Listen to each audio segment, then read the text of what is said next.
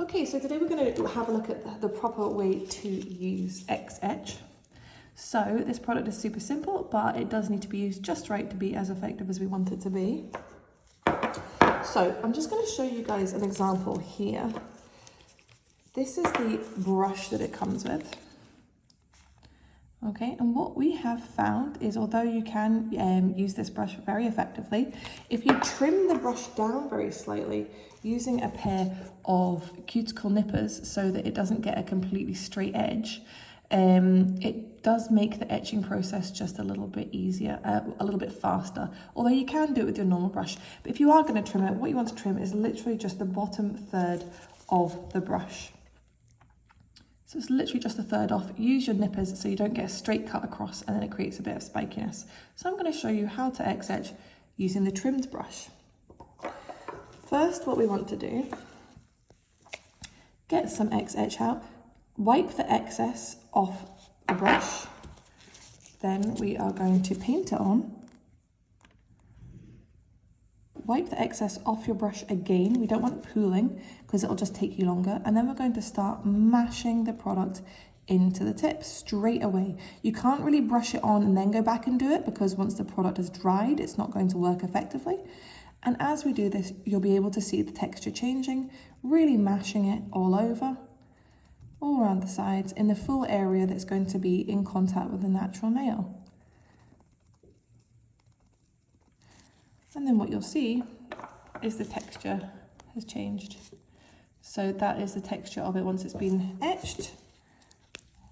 This was the texture of it before. So before it was a really smooth, shiny surface, and now it is a textured surface. And I'm just going to show you etching with the brush as it comes. So again, we're going to wipe the excess off. We don't want too much of the product. Brush it on to the full area that's going to be in contact with the natural nail plate. And then start mashing. So if you don't have too much on the brush, it's going to etch much faster and you're going to get that texture much quicker as well. If you have too much, you're going to have a lot of product to have to use up and wait for it to dry before you can start mashing. I'll show you as an example what I mean.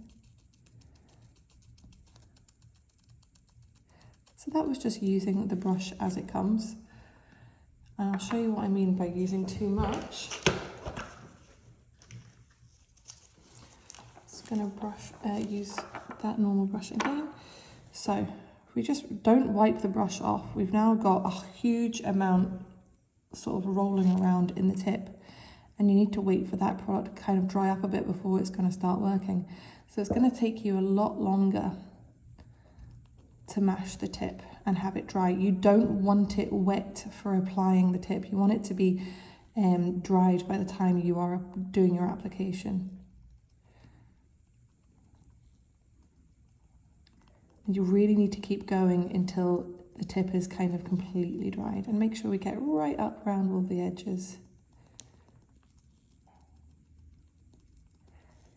You can see that's taken me a bit longer because I had to wait for that product to dry.